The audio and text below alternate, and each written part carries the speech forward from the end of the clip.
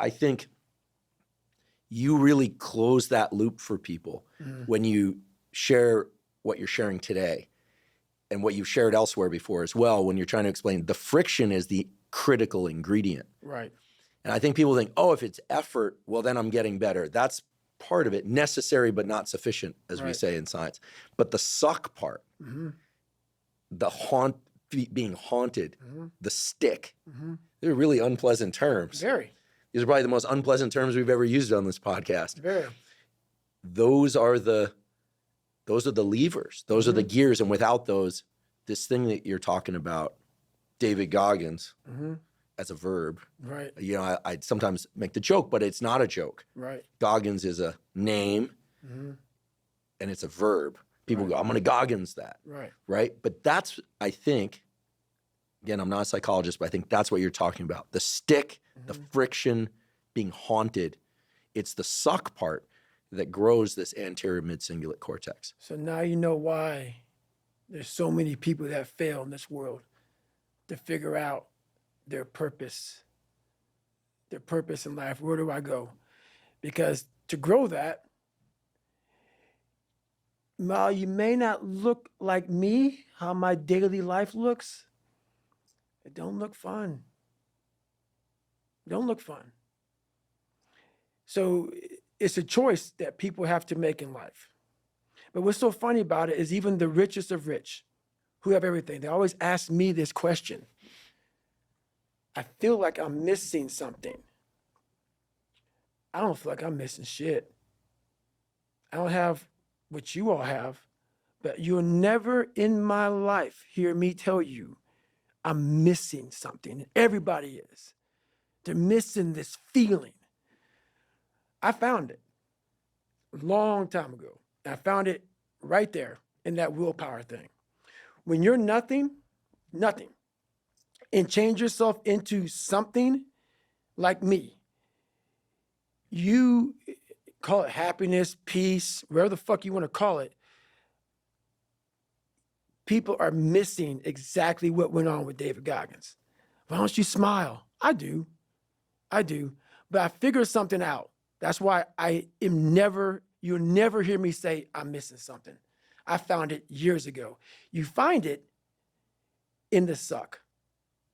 You find it in the suck, and you find it repeatedly in the suck to the point where you know exactly who you are. Most people are missing something because they don't know who they are. They never examine themselves. They've never done this experiment on themselves. The lab rat, we're all lab rats, but you're also the scientist. You create your own self. Most people are missing something because there's so much trapped in there. I don't even want to say potential. I think that's a word used out too much too. There's so much in you that God or wherever the hell you believe in, or if you're an atheist, in you that you have not unlocked. That you walk around with this gorgeous wife or great husband and all this money. You're like, God, I feel like I'm missing something. Yeah, because it's about 75% of you is still fucking in there. Still chained up because you just didn't want to find your willpower. Didn't want to find your soul, your will, your heart, your determination, your guts, your courage. And what that looks like, it looks scary. Like your little scary lab I went in. Scary. To wake up every day and say, I'm stupid, but I want to figure out a way to be smarter. Versus saying, man, I just can't do that. So you limit this box. So your box becomes so small of things you can do. My box wasn't even a box. It was a fucking little pinhole. And then through examining myself, getting some willpower, some courage, it became bigger than this table. But that's what we all do. That's why I wanted to come here today and talk to you about real shit. Not no fucking like hacks. There's no hacks, bro. It's you against you.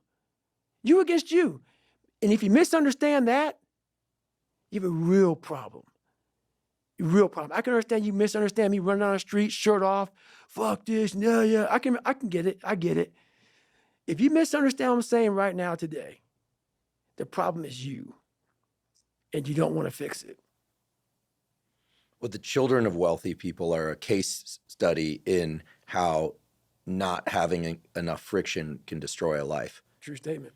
I mean, I could list off prominent names in the press, but those are actually the least interesting. What's probably more interesting as an example is all the ones we don't hear about because we never hear about them. Right. They just dwindle and wither. Or I think there's this big category of people I'm realizing as we have this conversation today that they're not super successful. They're not struggling.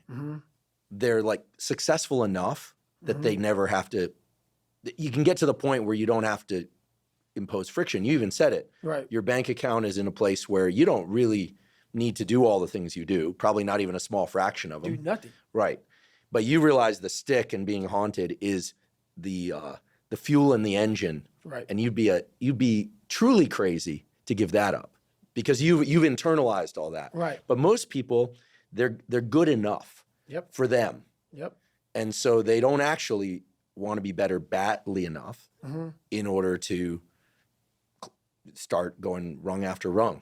You know? Well, think about when you build willpower and think about how much I've built. Now that you know about this, I didn't know about this, but think about how much I've built. Everything I've ever done in my life, I didn't want to do. Everything, every day.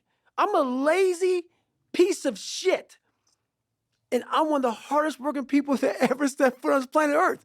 And I'm saying that very proudly because I know what I do. It's not cocky. I'll tell you I'm stupid. And I'll also tell you the exact opposite of what I've done. It's the truth.